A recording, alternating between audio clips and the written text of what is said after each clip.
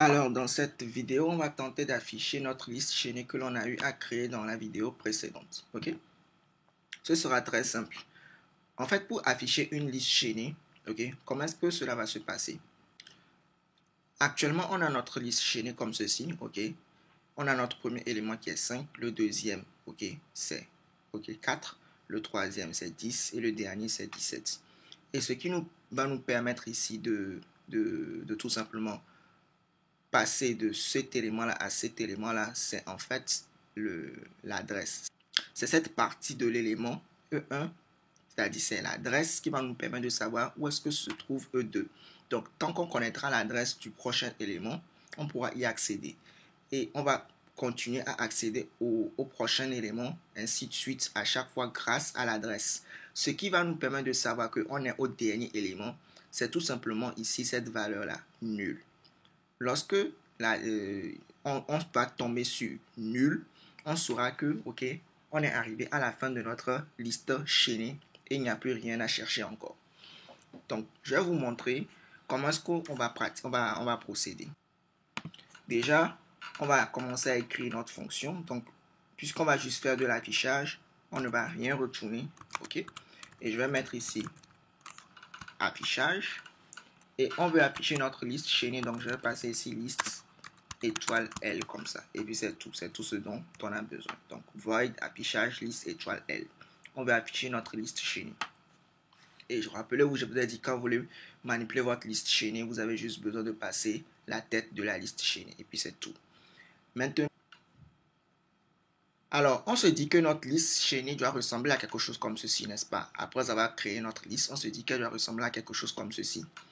Ok, maintenant pour afficher notre liste chaînée, il va falloir qu'on parcourt tous les éléments de notre liste chaînée, ok, et qu'on les affiche.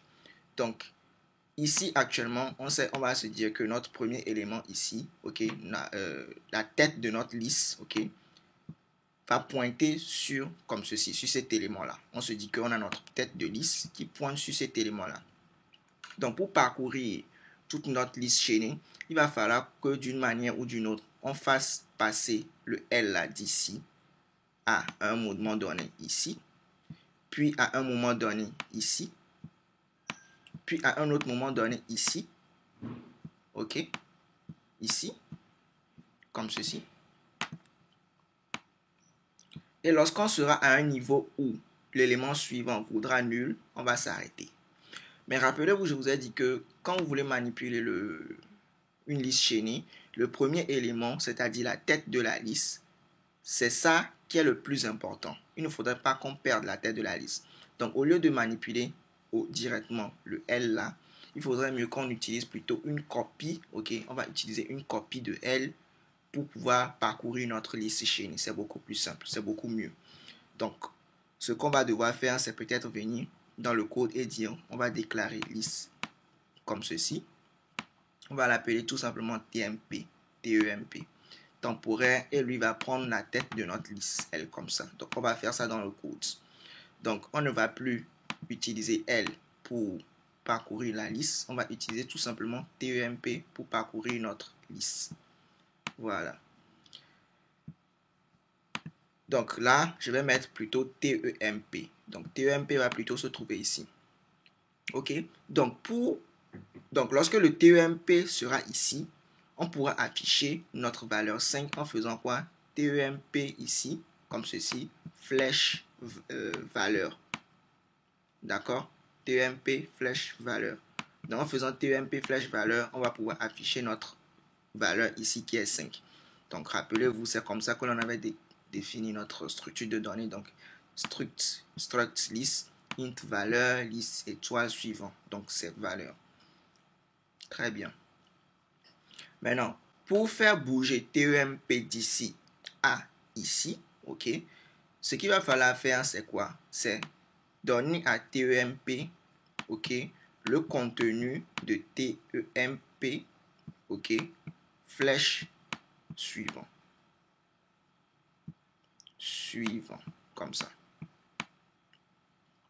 Voilà. Si TEMP reçoit TEMP flèche suivant, bon, d'abord TEMP flèche suivant, c'est tout simplement ce qui est ici. Donc, le contenu de celui-là, c'est l'adresse de ce maillon-là. Donc, si TEMP reçoit TEMP flèche suivant, c'est-à-dire on affecte à TEMP, on affecte à TEMP flèche suivant, ça voudra dire que notre TEMP ne va plus pointer sur ceci puisque son contenu ne sera plus l'adresse de celui-là. Il va plutôt connaître l'adresse de 4. Donc, puisque TEMP connaît maintenant l'adresse de 4, il va plutôt venir ici. Il va plutôt venir ici. Donc, je l'enlève de là. Il va venir plutôt ici. Et il va pointer ici TEMP. Voilà. Maintenant, dès qu'il sera ici, si on fait TEMP flèche valeur, il va afficher 4. Et après, on va faire TEMP reçoit TEMP flèche suivant encore pour qu'il puisse prendre le contenu de l'élément qui est de l'élément suivant ici, donc qui n'est autre que ici. Donc, il va prendre l'adresse de 10. Et quand il va prendre l'adresse de cet élément ici, il va venir maintenant ici. Et là, il ne sera plus ici puisqu'il ne va plus pointer. Et lorsqu'il sera là, lorsqu'on va faire TEMP flèche valeur, il va nous afficher plutôt 10. OK? Maintenant, quand on va faire encore TEMP reçoit TEMP point suivant, j'espère que maintenant vous avez compris ce qui va se passer. Il va tout simplement se retrouver ici. Il va se retrouver maintenant ici. Et lorsqu'on va faire ici TEMP flèche valeur, il va prendre quoi? Il va afficher 17. OK? Et maintenant, finalement, lorsqu'on va faire TEMP reçoit TEMP point flèche suivant, ici, maintenant, qu'est-ce qui va se passer? Il va se retrouver tout simplement au niveau de nul. Il va se retrouver au niveau de nul. Ici, il va se retrouver ici. Son contenu sera nul. Et lorsque son contenu sera nul, on va dire qu'on va arrêter d'afficher notre liste chaînée. Sinon, si on va faire encore TEMP flèche valeur, puisque ça pointe sur ce nul-là qui n'est pas, qui n'est pas un élément lisse, bien un maillon, on aura tout simplement une erreur. OK, très bien. Donc, je reviens ici.